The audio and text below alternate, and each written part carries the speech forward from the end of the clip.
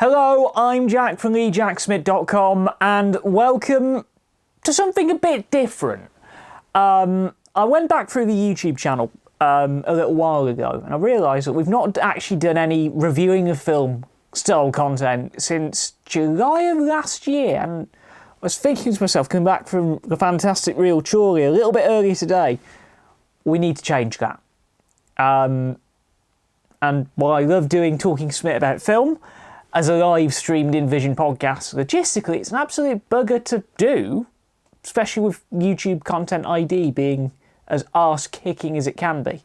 So we're taking the reviews and Talking Smit about film and breaking them out into bite-sized chunks. That's just the good stuff. All the stuff that you really want to know about and care about in a quick turnaround fashion. The problem is we don't know what to call this new version of Talking Smit about film. So comment section, you know what to do. Keep it respectable, please. This is meant to be a PG product after all. But I've just got back from watching The Lost City, which is a brand new adventure film from the lovely folks at Paramount Pictures. It's the current UK box office #1. And it's actually surprisingly good. To give you a basic flavour of what this film is like, it's about a reclusive romance novelist who goes on a book tour with her cover model, played by Sandra Bullock and Channing Tatum respectively. They get swept up in a kidnapping attempt, spearheaded by Daniel Radcliffe. It lands them both in a cutthroat jungle adventure that is very Jumanji-esque at times, very bold in the way it works, and importantly, it's a family film. It's a family adventure film. But I went into this with barely any expectations. It had been in development hell for about 7 years, and then it got announced in October 2020. It went into production in the midst of the COVID-19 lockdown, so it is a miracle that this film even made it out of production hell and on to the big screen, given all of the logistical challenges it faced to actually get onto set and actually get cast secured and shot in a COVID-secure manner. We're at that point now where a lot of the films coming into cinemas around the world were shot during the lockdown. I mean, Jurassic World's coming up in June, and they shot most of that over here. And I know the Baz Luhrmann Elvis film is coming up very soon, infamously known as the film where Tom Hanks got COVID. But we're not going to dwell about the pandemic too much. It is a relief that this film actually came out and turned out to be good, because Paramount had a lot riding on it. It is a big original IP film, brand new material, especially for the big screen, helmed by the pair of Adam and Aaron Nee, who will soon take on Masters of the Universe for Sony. Yes, the reboot of the He-Man universe. They make a very nicely paced 1 hour 52-minute film that doesn't drag on too much. Sure, there are a few minutes here and there that could do with a bit of refinement, but we can say that about every family film that comes out these days. It's helped a lot by the script that they've co-written with Oren Uziel and Dana Fox, which in turn is based on a story by Seth Gordon. It has all the makings of a good family adventure to it, and I know a lot of big boy critics have been likening it to Romancing the Stone, and I can see where the comparison lies. It's a very similar kind of plot, it's a very similar kind of dynamic that you see in the characters that are created. It passes the 6 laugh test with flying colours, which I'm very happy to report. In fact, quite early on, it passes the 6 laugh test. It's a very cheesy family film, but it's cheesy by design, and those are the best kinds of cheesy movies. You want to go into a cheesy film wanting to have a good time, and boy did I have a good time with this film.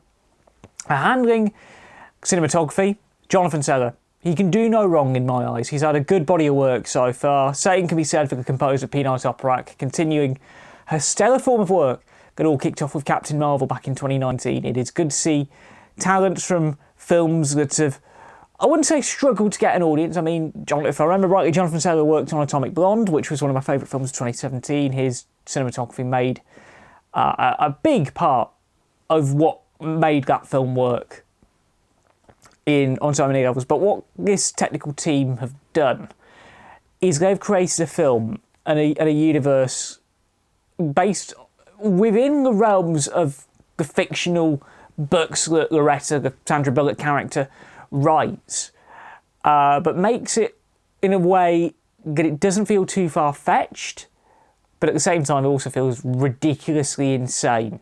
Proper Hollywood cheese.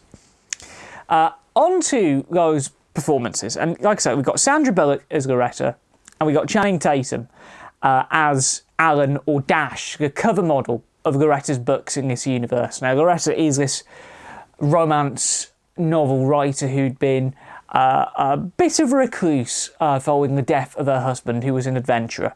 She lost her mojo, she fell out of love with writing for a few years, and I can see why Sandra Bullock would take this role on, because some bits of it feel very critical of society, and it's also Sandra Bullock being able to have as much fun as she did working on The Heat.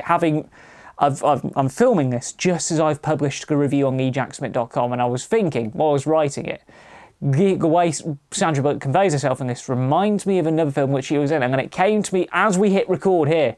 If you enjoyed her work on The Heat, this is more of the same, and having someone like Channing Tatum alongside her in a supporting role, they are very likeable leads, they have a good working dynamic, they have a good chemistry, they make this film come alive well beyond the confines of the script. They are, I think, the only two people who I can reasonably think can make a plot and a script and the way the film goes work as well as it does. You also have Daniel Radcliffe as Abigail, the film's villain, and a lot of you will be thinking, why is there a male character called Abigail? Watch the film, you will understand. But it is a relief to see him back in a major Hollywood picture after years of doing independent movies and a brief stint doing some theatrical stuff. He's proven to the world he is more than just Harry Potter now. He is a very good talent who I think the industry have overlooked a little bit because of that association with the Potter films. Running out the cast, you have a very brief cameo from Brad Pitt. And for the brief amount of time that he's in this film, again, I don't want to spoil too much. He's got some of the funniest bits of this movie. You'll see bits of it in the trailers.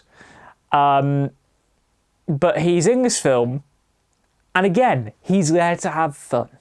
The same can be said for Davida Joy Randolph, who plays Loretta's agent Beth.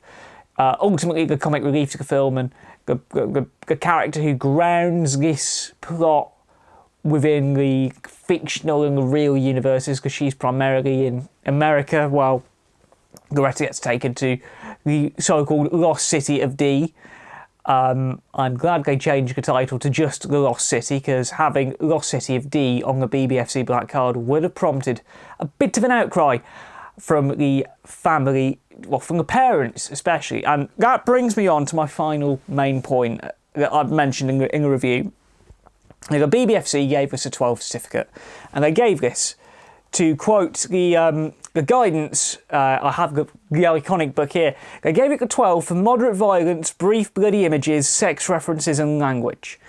Having seen the film, I can agree with what the BBFC thought.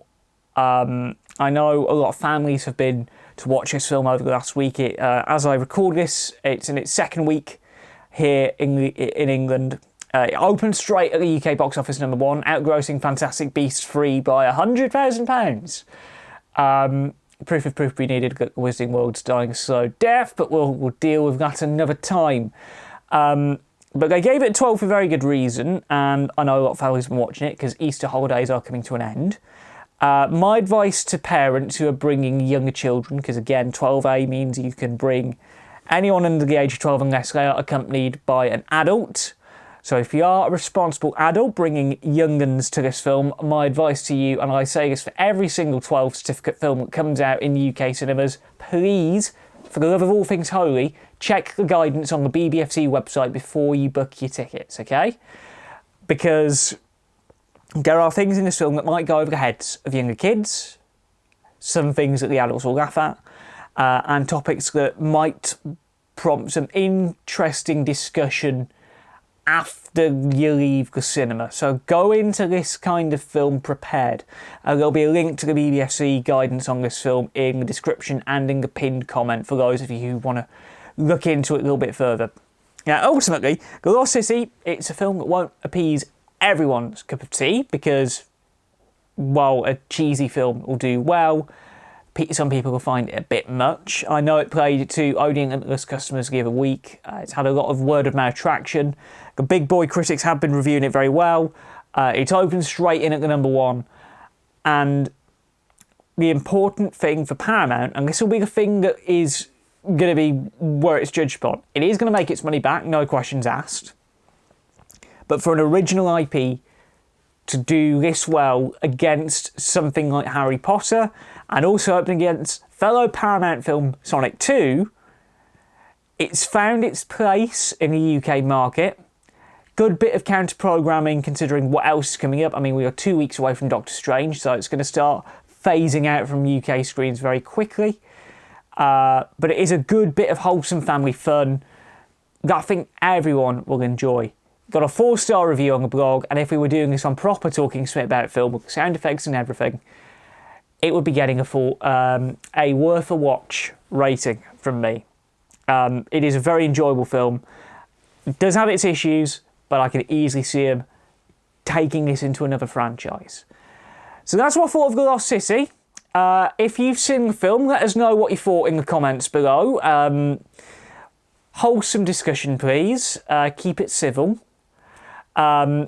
As for future content on this YouTube channel, stay tuned. If you haven't already done so, hit the subscribe button somewhere down here and hit the bell button to stay notified on when we upload next. I can confirm that with a good wind in our sails, we will have a brand new episode of The Journal with you on May 17th. Why May 17th? Well, A, that is the 1-year anniversary of the first cinemas in England reopening after the lockdown last year.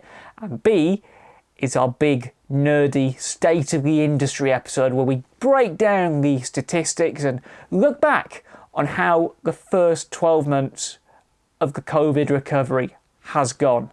If you want to learn a bit more about how the industry works, this is a good episode to start with.